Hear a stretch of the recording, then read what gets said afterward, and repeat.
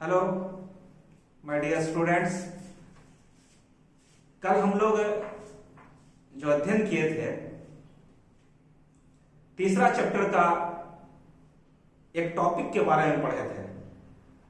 तीसरा जो चैप्टर था इकोनॉमिक्स का, उसका नाम था मुद्रा, बचत एवं साख। क्या नाम था? मुद्रा,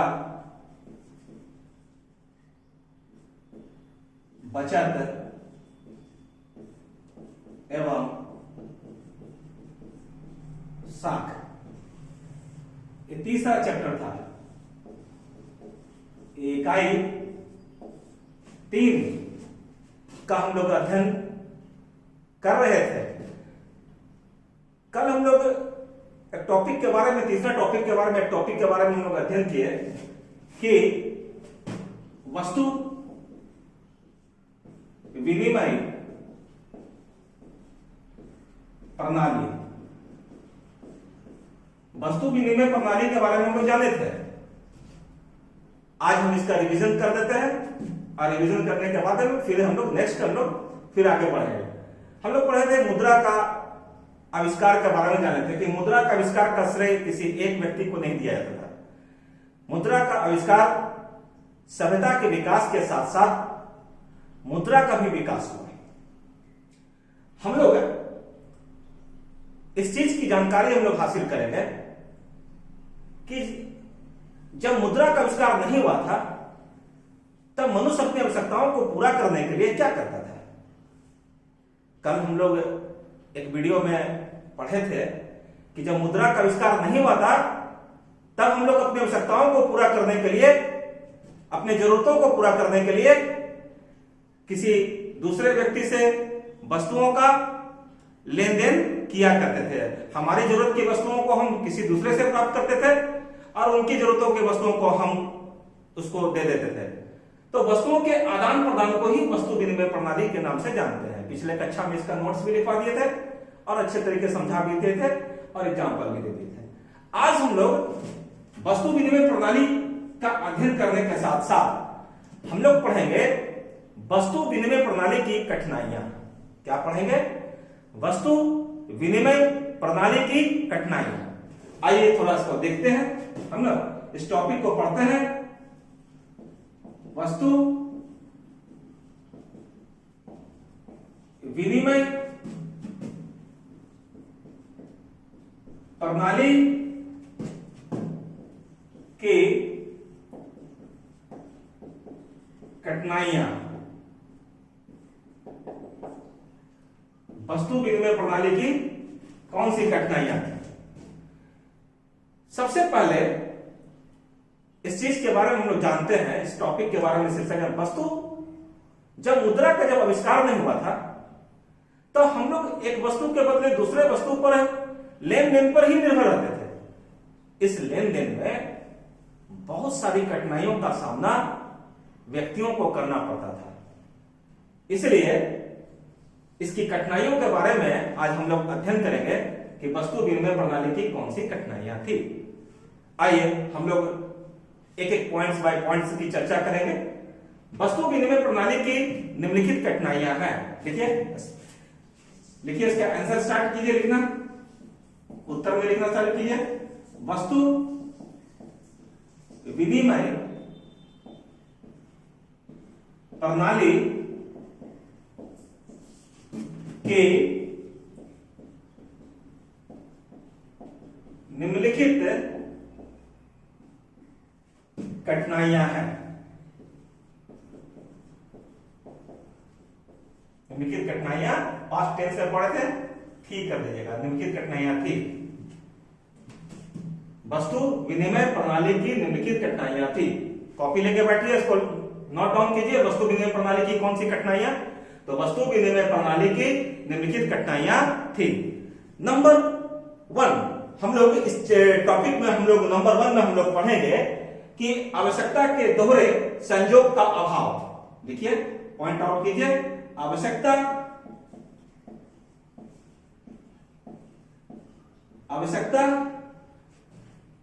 के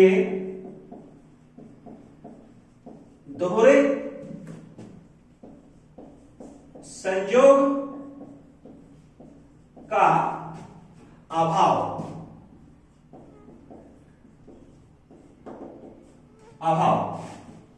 आवश्यकता के दोहरे संयोग का अभाव। पहले हम लोग इसका पॉइंट्स के मतलब समझेंगे। जब मुद्रा का आविष्कार नहीं हुआ था तो हम लोग वस्तु के बदले वस्तु का लेन देन क्या करते थे, परंतु इस लेन देन में बहुत सारी कठिनाइयों का सामना करना पड़ता था। तो पहली जो कठिनाइयां थी कि आवश्यकता के दोहरे संयोग का अभाव। इसमें इस बात को हम लोग समझेंगे कि किसी मेरे पास कोई वस्तु है, मेरे पास मान लीजिए कि मेरे पास में गेंदा फूल है और किसी के पास में गुलाब फूल है और किसी के पास में चमेली फूल है। तो मान लीजिए कि हम किसी दूसरे के पास में जाते हैं, हमको गुलाब फूल की आवश्यकता है, तो हम कहेंगे कि मुझे गुलाब चाहिए, आप गेंदा ले लीजिए। तो अगला कहेगा कि नहीं नहीं, मुझे गेंदा नहीं चाहिए, मुझे चमेली चाहिए। इस प्रकार यदि वो चमेली का मांग करेगा तो क्या हम गेंदा को दे करके उससे गुलाब ले सकते हैं? नहीं, नहीं ले सकते हैं। इसलिए बहुत ही कम ऐसा होता है कि मुझे जो आवश्यकता है उसकी आवश्यकता से मेल खा जाए और दोनों का आदान प्रदान हो जाए। दोनों की यदि आवश्यकता मेल खा गया तो आदान प्रदान हो गया, यदि आवश्यकता नहीं मेल खाया तो आदान प्रदान करने के लिए हमें दूसरे के पास जाना पड़ेगा, तीसरे के पास जाना पड़ेगा। इस प्रकार हम लोग अपनी आवश्यकताओं को पूरा करते हैं। जैसे उसने चमेली मांगा, हमने देखा कि किसके पास चमेली है, तो किसी दूसरे व्यक्ति के पास चमेली है, उसने कहा कि हाँ मुझे गेंदा चाहिए, तो उसको हमने गेंदा दिया, उससे मैं चमेली लिया, और अगला गुलाब के पास गया, उसको चमेली दिया और उससे गुलाब लिया। इस प्रकार हमारी आवश्यकता को पूरा हुआ, एक के बाद दूसरे, दूसरे का तीसरे जाकर के। तो शीर्षक बोलता है कि आवश्यकता के दोहरे संयोग का अभाव। ये कोई जरूरी नहीं है कि जो वस्तु मेरे पास है और दूसरे के पास में उस वस्तु का आपस में मेल खा जाए, और जब मेल खा जाए तो आदान प्रदान हो जाए। तो मेल ही नहीं खाएगा तो आदान प्रदान करने के एक के बाद दूसरे, दूसरे का तीसरे जाना पड़ता था, जिसके कारण वस्तु विनिमय प्रणाली में कठिनाइयों का सामना करना पड़ता था। इस पे लिखेंगे आवश्यकता के दोहरे संयोग का अभाव। चलिए लिखिए, हम लिखाते हैं, स्टार्ट कीजिए। वस्तु विनिमय प्रणाली में सबसे बड़ी कठिनाई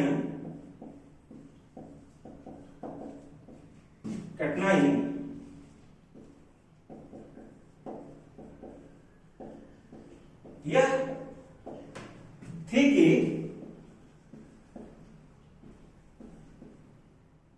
यह कोई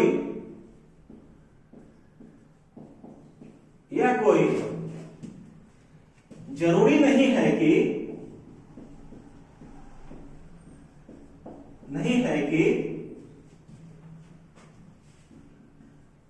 एक दूसरे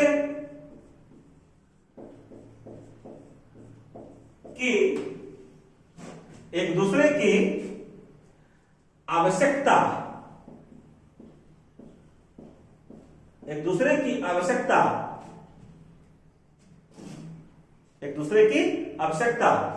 आसानी से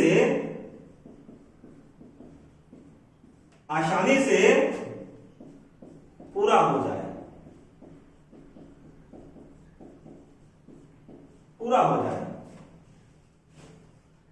हम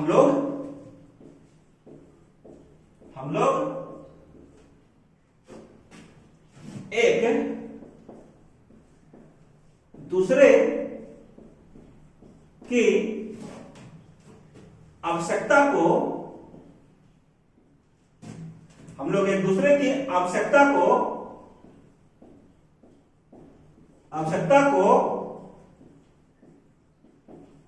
पूरा करने के लिए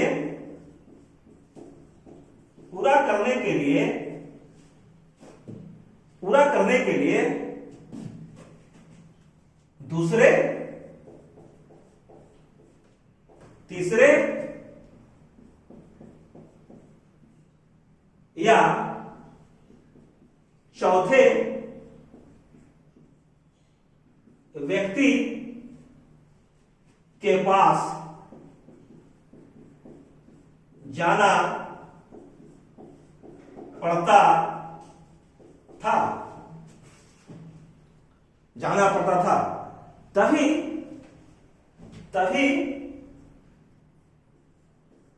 तभी जाकर हम लोगों की आवश्यकता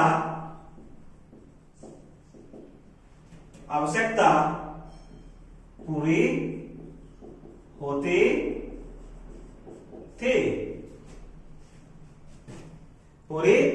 थी, समझे? आवश्यकता के दोहरे संयोग का भाव।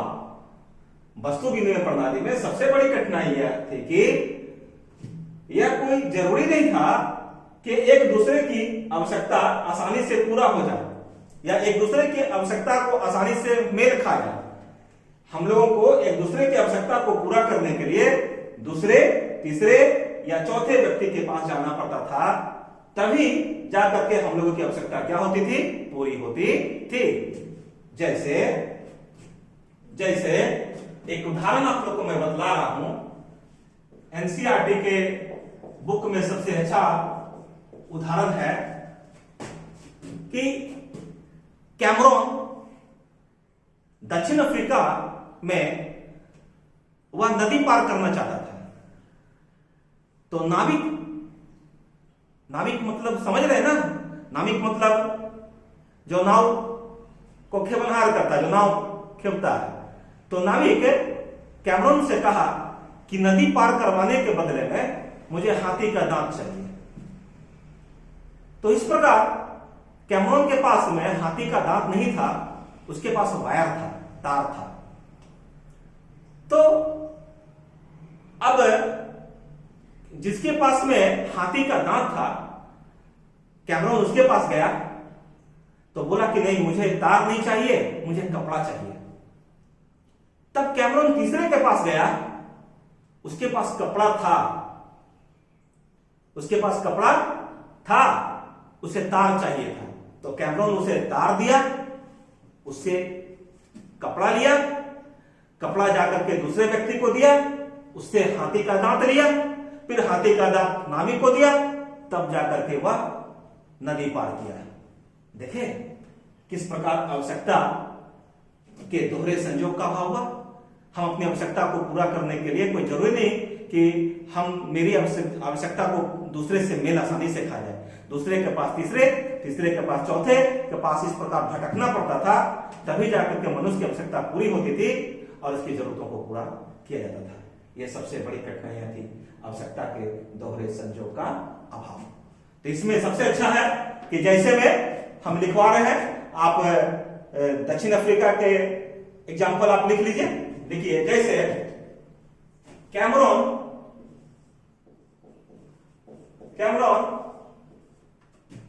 दक्षिण अफ्रीका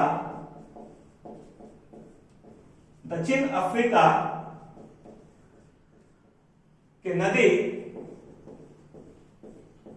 पार करना चाहता था। कैमरून दक्षिण अफ्रीका के नदी पार करना चाहता था, परंतु कॉमा देख लिखिए, परंतु नाविक नदी पार करने के बदले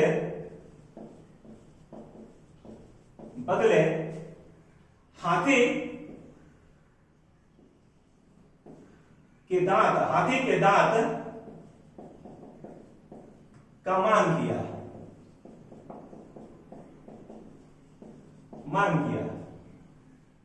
इस प्रकार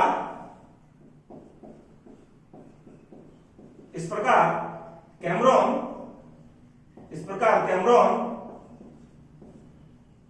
ने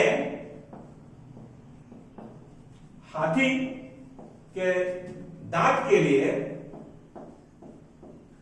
दांत के लिए दूसरे से तीसरे व्यक्ति के पास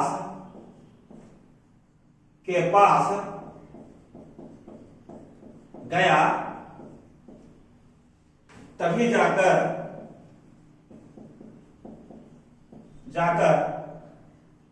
तभी जाकर हाथी का दांत उसे मिला और वह नदी पार कर सका। इसको एग्जाम्पल में आप इसको लिख सकते हैं, नहीं तो अपने मन से भी आप एग्जाम्पल दे सकते हैं, कोई जरूरी नहीं है कि आप एग्जाम्पल हो बहुत एग्जाम्पल वही लिखना है। आप शीर्षक को समझ जाइएगा, अपने मन से एग्जाम्पल लिखिएगा, अपने ही मन से बना करके एग्जाम्पल लिखिए, ज्यादा अच्छा रहेगा, ज्यादा बेटर रहेगा। तो आवश्यकता के दोहरे संयोग का अभाव में क्या था? कैमरून था जो दक्षिण अफ्रीका के नदी को पार करना चाहता था, परंतु नाविक नदी पार करने के बदले हाथी का दांत का मांग किया। इस प्रकार कैमरून ने हाथी के दांत के लिए दूसरे से तीसरे व्यक्ति के पास गया, तभी जाकर हाथी का दांत उसे मिला और वह नदी पार कर सका। इस प्रकार पहला वस्तु विनिमय प्रणाली की कठिनाइयां में सबसे पहला आपको पॉइंट्स था कि आवश्यकता के दोहरे संयोग का अभाव। ठीक है, चलिए हम लोग दूसरा पॉइंट्स पर चर्चा करते हैं। इसको लिख लिए होंगे, देख लीजिए, है ना? नहीं तो वीडियो में देखते समय स्क्रीनशॉट ले लीजिए, नहीं तो वीडियो आपके पास में आप बार बार उसको आगे पीछे करके आप उसको देख करके आप उसको लिख सकते हैं। ठीक है, तो इसको हम रब आउट करते हैं।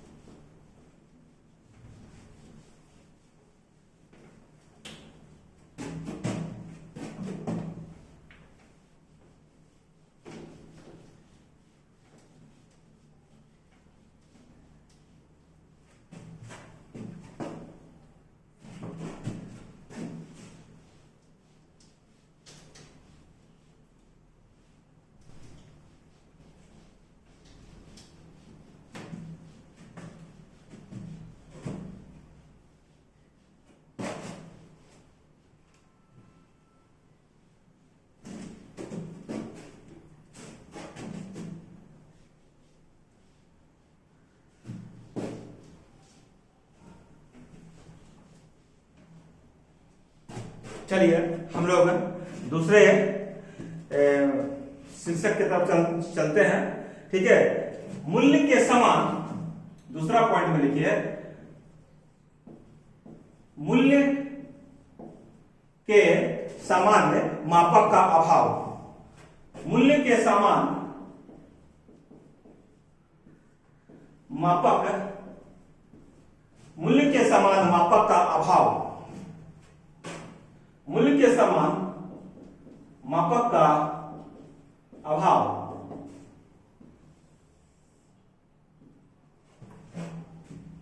आइए इस पर हम लोग चर्चा करते हैं, और चर्चा करने के बाद ठीक से हम लोग फिर इसको समझते हैं और फिर इसका हम लोग अध्ययन करेंगे। पहले समझते हैं, बढ़िया से मन से समझते हैं। कहता है कि वस्तु विनिमय प्रणाली की पहला अभाव को हम लोग जाने कि आवश्यकता के दोहरे संयोग का अभाव था। दूसरा, मूल्य के समान मापक का अभाव क्या है? हम लोग जब एक वस्तु के बदले दूसरे वस्तु का आदान प्रदान करते थे, तो इस आदान प्रदान में क्या होता था कि यह समझ में नहीं आता था, हर एक दूसरे को व्यक्ति शक की निगाह से देखता था। देने वाला सोचता था कि मैं ज्यादा दे रहा हूं, लेने वाला सोचता था कि मैं कम ले रहा हूं। इस प्रकार किसी वस्तु का मूल्य को पता नहीं लगा पाता था, समझ में नहीं आता था देने वाला लेने वाले को कितना दे। देने वाला सोचता था कि हम ज्यादा दे रहे हैं, लेने वाले को लगता था कि हम कम ले रहे हैं। जैसे एक एग्जांपल हम बताते हैं, गाय और बकरी का एग्जांपल एनसीईआरटी में भी, इसको समझिए। गाय के बदले में कितनी बकरियां। यदि कोई व्यक्ति गाय और बकरी का एक्सचेंज करेगा, बदलाव करेगा, तो कोई किसी को गाय देता है, अब बदले में वह कितना बकरी लेगा। तो गाय देने वाला सोचता है कि हम ज्यादा दे रहे हैं, अब बकरी देने वाला सोचता है कि हम ज्यादा दे रहे हैं। जैसे एक गाय के बदले में कोई व्यक्ति 10 बकरी देता है, तो वो दिमाग लगाता है बकरी दे रहे हैं, एक बकरी 2 से ज्यादा बच्चा देती है, कम से कम 2 ही बच्चा देगी, तो 20 बकरियां तैयार हो जाएंगी। फिर उसका बकरी 1 पाव दूध देती है, तो 1-1 पाव ही दूध कितना हो जाएगा। अगला गाय जो देने वाला है वो सोचता है कि मैं गाय दे रहा हूं और गाय खाएगी भी तो गोबर करेगी, गोबर भी बिकता है, दूध भी बिकेगा, और एक गाय जब बच्चा देगा तो बाछी बनेगी, तो उससे तैयार होकर गाय बनेगा, फिर बैल यदि हो जाएगा तो बैल बनेगा, तो उसको बहुत लाभ होगा। अगला सोचता है कि उसको बहुत लाभ होगा। इस प्रकार वस्तु के आदान प्रदान करने में दिक्कतों का सामना करना पड़ता था, मूल्य को पता नहीं लगा पाता था। जैसे दूसरा एग्जांपल, एक सेर चावल, पहले माप के रूप में सेर चावल, एक सेर चावल के बदले कितना घी, एक गाय के बदले में कितनी बकरियां। इस प्रकार वस्तु विनिमय प्रणाली में लोगों के इस सोच के कारण वस्तुओं का आदान प्रदान में बहुत कठिनाइयों का सामना करना पड़ता था, जिससे अर्थव्यवस्था अपनी तेजी से मजबूत तरीके से आगे नहीं बढ़ती थी, लोगों का आदान प्रदान अच्छे तरीके से नहीं हो पाता था। तो मूल्य के समान मापक का अभाव। चलिए इसको हम लोग लिखते हैं। देखिए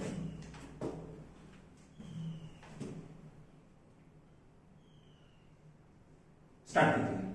देखिए जब हम लोग वस्तु का आदान प्रदान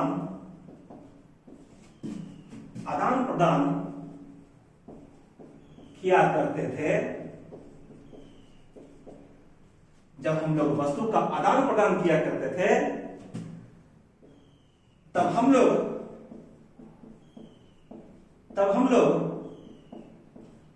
एक दूसरे को शक की दृष्टि से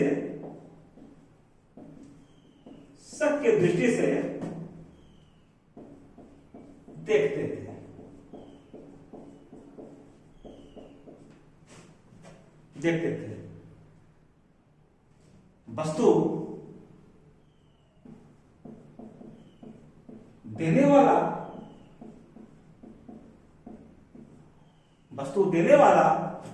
सोचता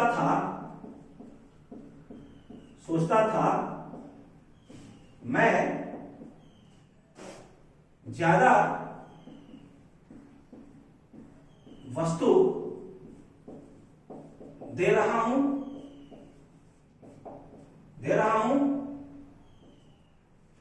तथा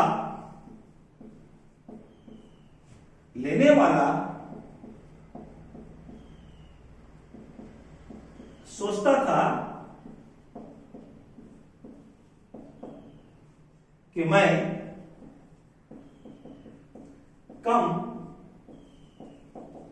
वस्तु प्राप्त कर रहा हूं।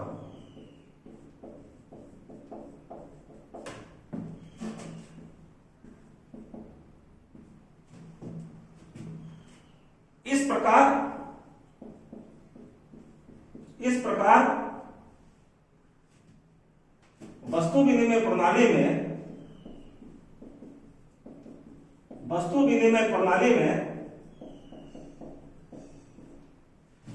में कठिनाइयों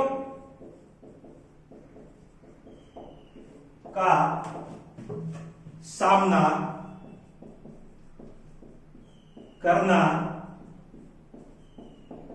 पड़ता था। मूल्य के समान मापक का भाव, हम लोग वस्तु को माप नहीं सकते थे, देने वाला को, दोनों एक दूसरे को शक की दृष्टि से देखता था। देने वाले को लगता था कि मैं ज्यादा दे रहा हूं, लेने वाला को लगता मैं कम ले रहा हूं। इस प्रकार वस्तु विनिमय प्रणाली में कठिनाइयों का सामना करना पड़ता था। आदान प्रदान ठीक से नहीं हो पाती थी। जैसे जब हम लोग वस्तु का आदान प्रदान किया करते थे तब हम लोग एक दूसरे को शक की दृष्टि से देखते थे, ठीक है। और फिर क्या लिखेगा, वस्तु देने वाला सोचता था मैं ज्यादा वस्तु दे रहा हूं, तथा लेने वाला सोचता था कि मैं कम वस्तु प्राप्त कर रहा हूं। इस प्रकार वस्तु विनिमय प्रणाली में कठिनाइयों का सामना करना पड़ता था। जैसे जैसे जैसे एक गाय के बदले कितने बकरियां, एक गाय के बदले कितने बकरियां। दूसरा एग्जांपल आप लिख सकते हैं, दूसरा एग्जांपल लिख सकते हैं कि एक शेर घी के बदले में कितना चावल, या कुछ भी एग्जांपल आप उसको पुट कर सकते हैं, ठीक है। तो ये थे मूल्य के समान मापों का अभाव। दूसरा पॉइंट हो गया, इसको अच्छा से लिख लीजिए या स्क्रीनशॉट ले लीजिए या वीडियो को बार बार प्ले आउट करके उसको देखिए, ठीक है। ये दीर्घ उत्तरीय प्रश्न का उत्तर आएगा कि वस्तु विनिमय प्रणाली से आप क्या समझते हैं, इसकी कठिनाइयों का उल्लेख करें। तो वस्तु विनिमय प्रणाली का पहले परिभाषा लिखेंगे जो नेक्स्ट वीडियो में बतलाए थे, अगले वीडियो में, और फिर इसके बाद में उसकी कठिनाइयां का पहला पॉइंट, दूसरा, तीसरा, चौथा, पांचवा ऐसे पॉइंट लेकर के तब आपको 5 नंबर मिलेगा। और सिर्फ वस्तु विनिमय प्रणाली आ जाएगा तो 3 नंबर का आएगा या 2 नंबर का आएगा, या आएगा वस्तु विनिमय प्रणाली नहीं पूछेगा, इसकी परिभाषा पूछेगा वस्तु विनिमय प्रणाली की क्या कठिनाइयां हैं, उदाहरण के साथ वर्णन करे, तब आपको इसके पूरा वस्तु विनिमय प्रणाली की कठिनाइयां 5 लिखेगा तो 5 पॉइंट्स मिलेगा आपको, ठीक है। इसको लिख लीजिए, फिर हम तीसरा पॉइंट्स लिखते हैं।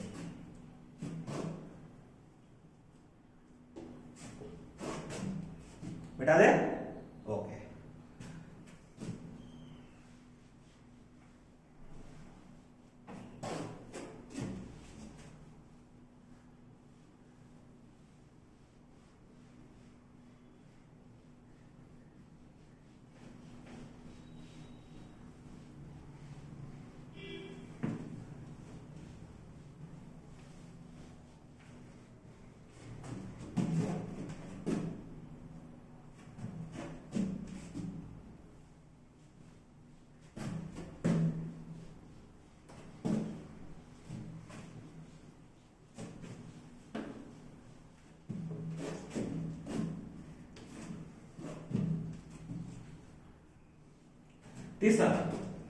दूसरा पॉइंट हम लोग चर्चा किए थे वस्तु विनिमय प्रणाली की। तीसरा पॉइंट हम लोग चर्चा करते हैं। तीसरा में लिखेंगे, तीसरा पॉइंट, मूल्य संचय का अभाव। मूल्य संचय का अभाव, इसका पहले हम लोग बढ़िया से समझेंगे। मूल्य, कीमत, संचय का मतलब जमा करना और अभाव का मतलब कमी, कुछ भी इसका समझ सकते हैं। तो जब मुद्रा का आविष्कार नहीं हुआ था, तो जब हम लोग वस्तु के बदले वस्तु का लेन देन क्या करते थे, तब हम लोग किसी वस्तु को संचय करके नहीं रख सकते थे, जमा करके नहीं रख सकते थे। कुछ ऐसी वस्तुएं थी, सभी वस्तु को नहीं, कुछ ऐसी वस्तु थी कि जमा करने से उसकी उपयोगिता समाप्त हो जाती थी, वो पल भर के लिए वो समाप्त हो जाती थी, उसको संचय करके नहीं रखा जा सकता था। तो मूल्य संचय का अभाव में सबसे पहले हम लोग जिक्र करेंगे कि जब वस्तु के बदले वस्तु का जब हम लोग लेन देन क्या करते थे, तो कुछ ऐसी वस्तुएं थी कि जिसको भविष्य के लिए जमा करके नहीं रख सकते थे। हर व्यक्ति कमाता है या कुछ करता है तो भविष्य के लिए जमा कर सकता था। तो जब मुद्रा का आविष्कार नहीं हुआ था, जब वस्तु के बदले वस्तु का लेन देन क्या करते थे, तब हम लोग किसी वस्तु को जमा करके रख नहीं सकते थे। यदि रखते तो ज्यादा दिन तक उसको रख नहीं सकते। जैसे मछली हुआ, अंडा हुआ, फल हुआ, सब्जी हुआ, दूध हुआ, दही हुआ कि नहीं, ये सभी को जमा करके रख सकते हैं? नहीं कर सकते। तो सबसे बड़ी विनिमय में यही कठिनाइयां थी कि भविष्य के लिए हम किसी वस्तु को संचय करके नहीं रख सकते थे। यदि संचय किया जाएगा तो कुछ ही दिन में उसकी उपयोगिता समाप्त हो जाएगी, वह नष्ट हो जाएगा। जैसे हम एग्जाम्पल में बोलेंगे दूध, दही, फल, मछली, अंडा इत्यादि। ठीक है, चलिए इसको लिखते हैं। ठीक है, तीसरा पॉइंट मूल्य संचय का अभाव। लिखिए, कुछ स्टार्ट कीजिए। कुछ ऐसी वस्तुएं थी, कुछ ऐसी वस्तुएं थी जिसे भविष्य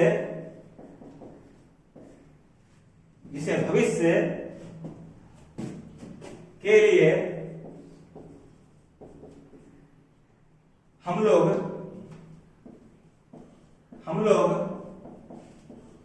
भविष्य के लिए हम लोग संचय नहीं कर सकते थे। फिर लिखेंगे क्योंकि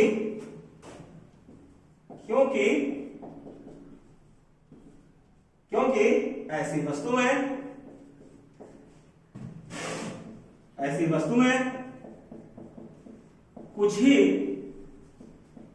दिनों में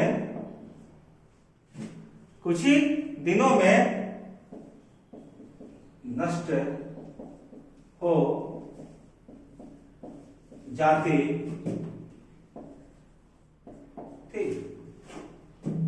जिसके कारण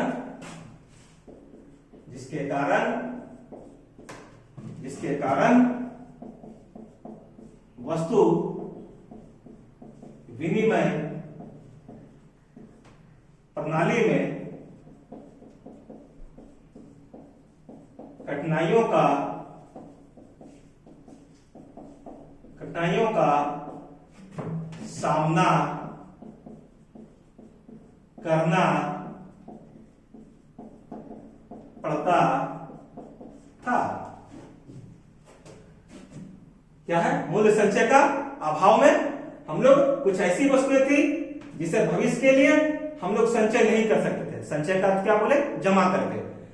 क्योंकि ऐसी वस्तुएं कुछ दिनों में नष्ट हो जाती थी, जिसके कारण वस्तु विनिमय प्रणालियों में कठिनाइयों का सामना करना पड़ता था। जैसे एग्जाम्पल पुट कीजिएगा तो आंसर और अच्छा होगा। जैसे मछली, फल, सब्जी, दूध, दही इत्यादि। मछली, फल, सब्जी, दूध, दही इत्यादि। एकदम टॉपिक पर पढ़ना है, टॉपिक से भटकना नहीं, क्योंकि समय बहुत कम है। और जब भी जवाब देना है तो बहुत क्वेश्चन को, आंसर को बहुत लेंदी करके नहीं देना है। सहज भाषा, सरल भाषा, अपनी भाषा में अभिव्यक्त कर सकते हैं। कोई जरूरी नहीं कि आप इसी को याद कीजिए। आप शीर्षक समझे रहेंगे, आप अपने मन से ही बना के लिखिएगा। समझना बहुत जरूरी है। ठीक है, तो मूल्य संचय का अभाव में क्या हम लोग पढ़ेंगे एक बार और। कुछ ऐसी वस्तुएं थी जिसे भविष्य के लिए हम लोग संचय नहीं कर सकते थे। ठीक है, क्योंकि ऐसी वस्तुएं कुछ दिनों यहां छूट गया, यहां पर लिख दीजिए, कुछ दिनों में नष्ट हो जाती थी, जिसके कारण वस्तु विनिमय प्रणालियों में कठिनाइयों का सामना करना पड़ता था। ठीक है, जैसे मछली, फल, सब्जी, दूध, दही इत्यादि। ठीक है, इसको बढ़िया से इसको लिख लीजिए। फिर चौथा पॉइंट पर हम लोग चर्चा करेंगे।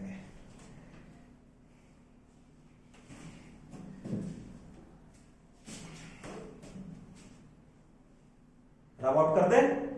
ओके,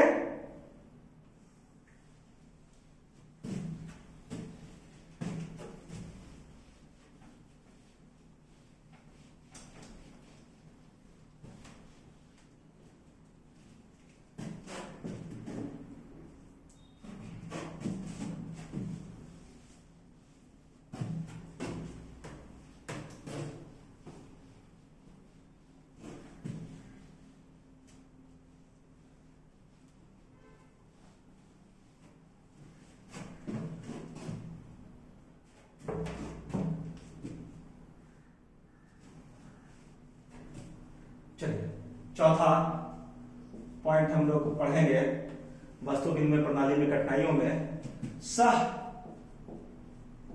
विभाजन का अभाव।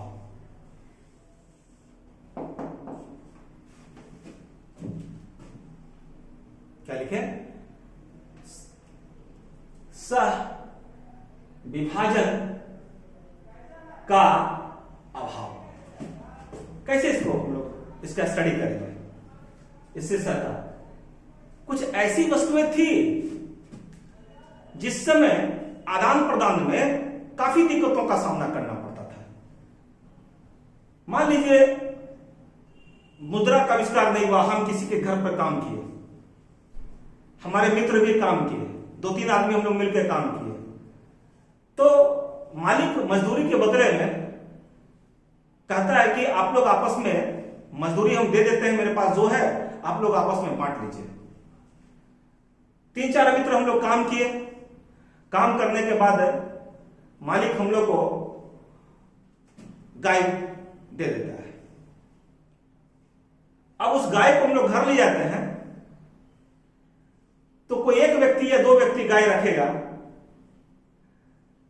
तब काम तो चलेगा नहीं। अब गाय को तो हम लोग अलग अलग भी नहीं कर सकते हैं। इस प्रकार हम लोग अपनी मजदूरी का विभाजन भी नहीं कर सकते थे, बहुत कठिनाइयों का सामना करना पड़ता था।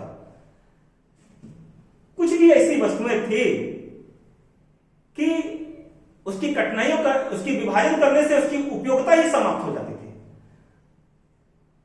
हम लोग को एनसीईआरटी के बुक में गाय का एग्जाम्पल देके बताया गया है कि गाय यदि मजदूरी में दी जाती है, 3-4 व्यक्ति काम करता है, अब 3-4 व्यक्ति गाय को रखने के लिए आपस में लड़ता झगड़ता है, तो उसी समय एट ए टाइम उसका तो विभाजन कर नहीं सकता। उसके विभाजन कर देंगे तो उसकी उपयोगिता समाप्त हो जाएगी। इस प्रकार वस्तु विनिमय प्रणाली की सबसे बड़ी कठिनाइयां थी कि सह विभाजन का अभाव था। ठीक है, चलिए इसको हम लोग चर्चा करते हैं और चर्चा करने के बाद में अभी हम लोग लिखते हैं। देखिए कुछ ऐसी वस्तुएं थी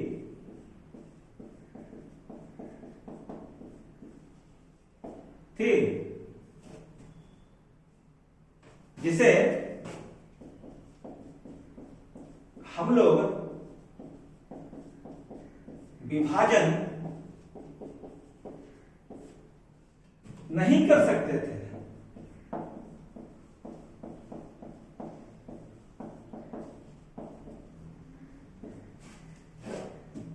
यदि विभाजन किया जाए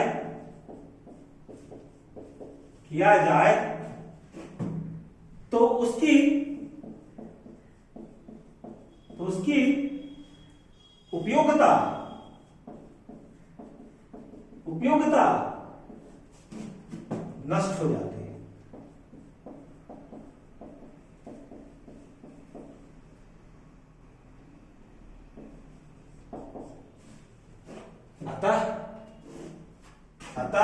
अतः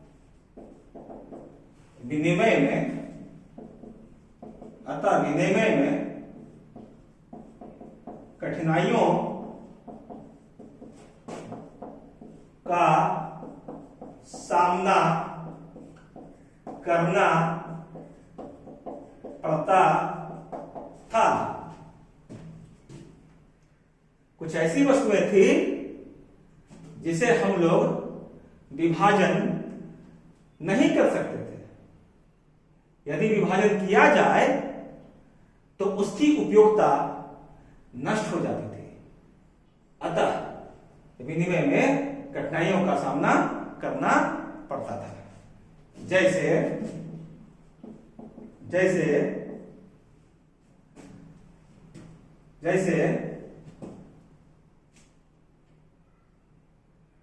चार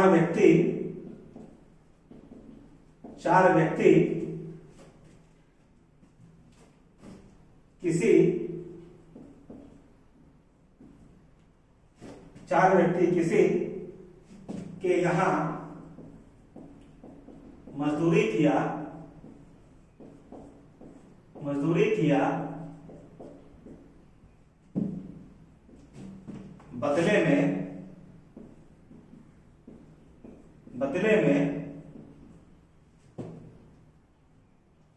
बदले में उसे गाय प्राप्त हुआ,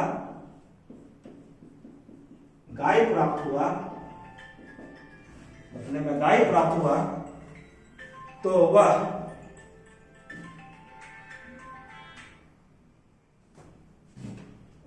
बदले में उसे गाय प्राप्त हुआ तो वह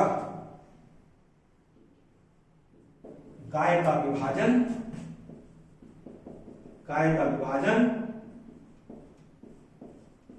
नहीं कर सकता है।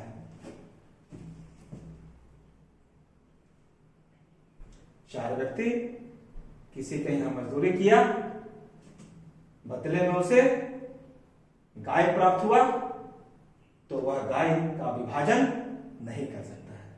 इस प्रकार सविभाजन का क्या था? अभाव था। लिख लीजिए अच्छा से या स्क्रीन शॉट ले लीजिए। पांचवा पॉइंट्स में हम लोग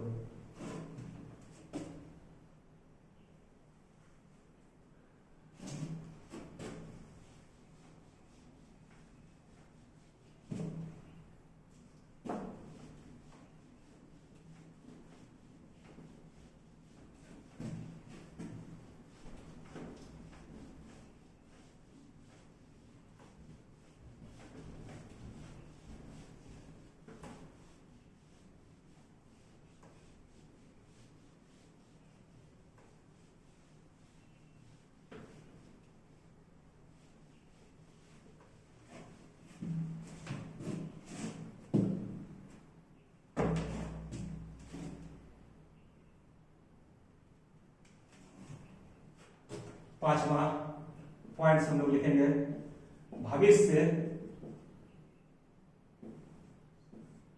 के भुगतान में कठिनाई, भविष्य के भुगतान में कठिनाई। आइए हम लोग इसका चर्चा करते हैं, इस टॉपिक का। अब स्थिति यह है कि भविष्य में अब तो मुद्रा तो है नहीं, मुद्रा के बिना हम लोग अपनी आवश्यकताओं को पूरा करना है। तो कोई व्यक्ति किसी से मान लीजिए कि उधार ले लेता है। मान लीजिए कि हम ही किसी से मान लीजिए कि 1 वर्ष के लिए चावल उधार में ले लिए। अब दूसरे वर्ष में मान लीजिए कि बाढ़ आ गई और मेरे पास में जो चावल जो मेरा उत्पादन होता था खेत में वो नहीं हो सका है। तीसरे वर्ष सुखाड़ आ गया, सुखाड़ में भी चावल नहीं हो पाया। इसी तरह 5वें वर्ष में जब मेरा चावल उत्पादन हुआ, हम उससे 3 वर्ष पहले चावल लिए।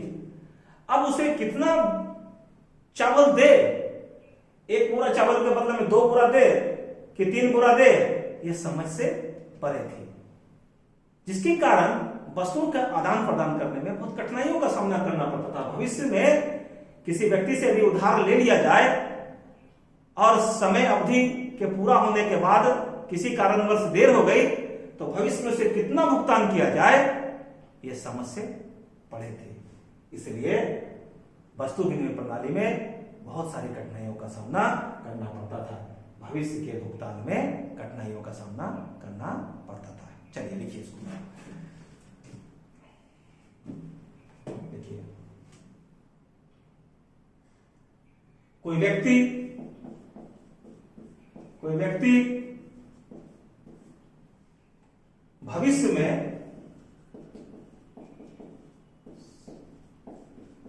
में किसी व्यक्ति से उधार लेता है,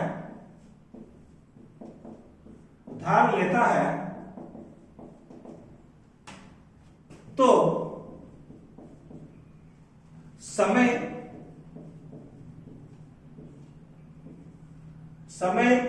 के पूर्ण होने के बाद, समय के पूर्ण होने के बाद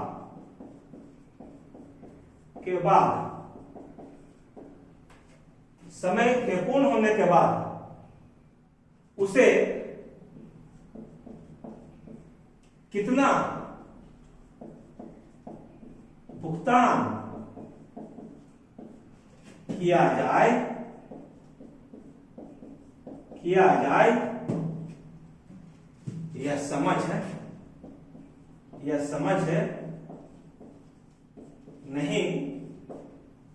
समझ नहीं हो पाता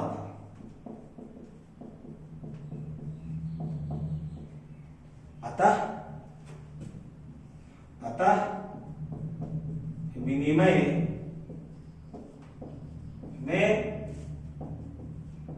कठिनाइयां होती थी। जैसे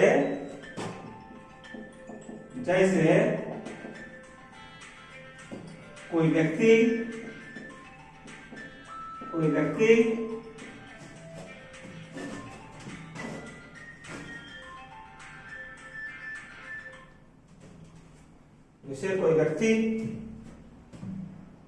जैसे कोई व्यक्ति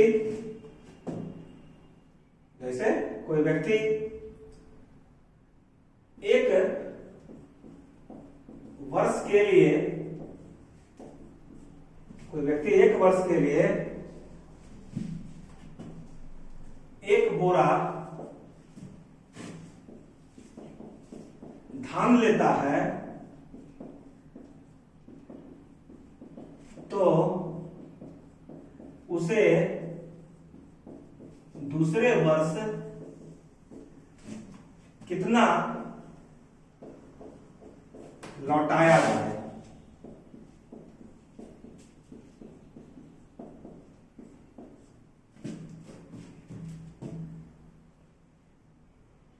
पांचवा है भविष्य के भुगतान में कठिनाई।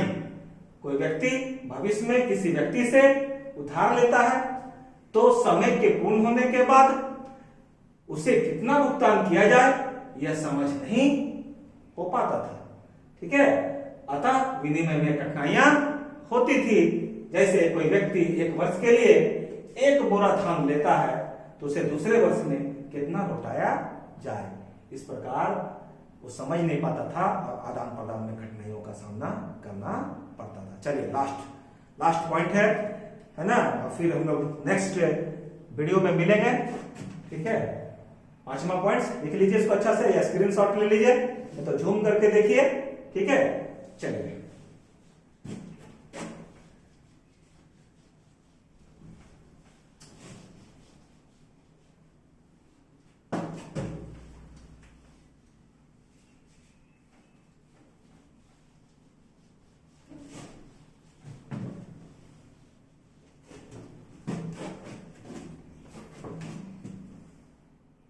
छठा, मूल्य हस्तांतरण की समस्या। छठा में लिखिए मूल्य हस्तांतरण की समस्या।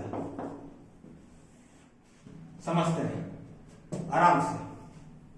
मुद्रा का आविष्कार नहीं हुआ था, तब हम लोग किसी मूल्य को, किसी संपत्ति का हस्तांतरण की बहुत समस्या होती थी।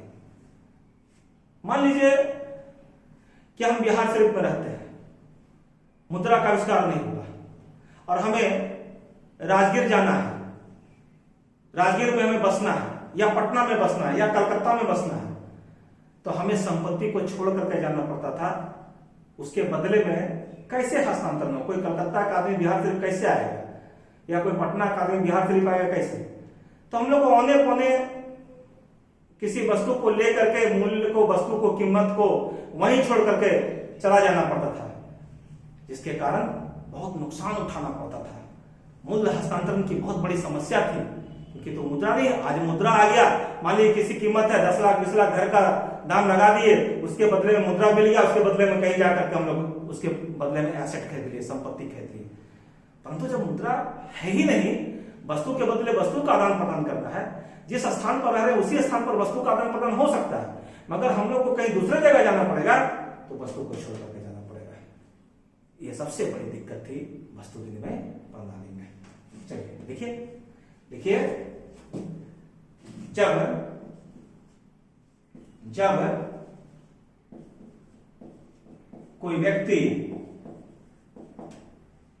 कोई व्यक्ति एक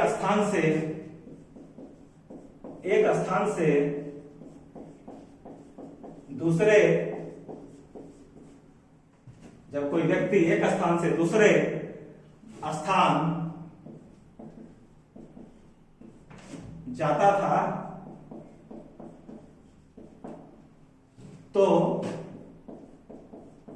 उसे अपनी संपत्ति को छोड़कर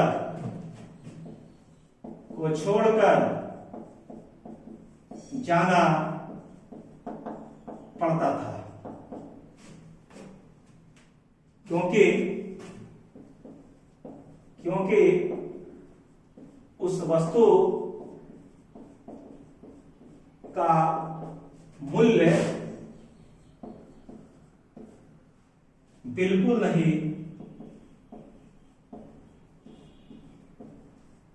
मिलता था। अतः विनिमय में कठिनाइयों का सामना करना पड़ता था। इसका एग्जाम्पल लिखने की जरूरत नहीं है, यही एक तरह का एग्जाम्पल ही है और इसका आंसर भी है। ठीक है बच्चों, हमारे प्यारे स्टूडेंट्स, साथियों, ये वीडियो आपको कैसा लगा? आप लाइक कीजिएगा, सब्सक्राइब कीजिएगा और हम आपको बेहतर करने का प्रयास करेंगे। हम ये नहीं बोल रहे हैं कि मैं सबसे बेहतर हूं, परंतु मैं बहुत ही अपनी तरफ से बेहतर आपको देने की कोशिश करूंगा कि मैट्रिक एग्जाम आपका अच्छे से चले जाए। सोशल साइंस में अभी हम इकोनॉमिक्स पढ़ा रहे हैं, फिर ज्योग्राफी, फिर पॉलिटिकल साइंस, जिसको हम लोग सिविक्स बोलते हैं, हिस्ट्री, ये सब का भी वीडियो आप लोग को धीरे धीरे हम देंगे। ठीक है, तब तक के लिए बाय बाय।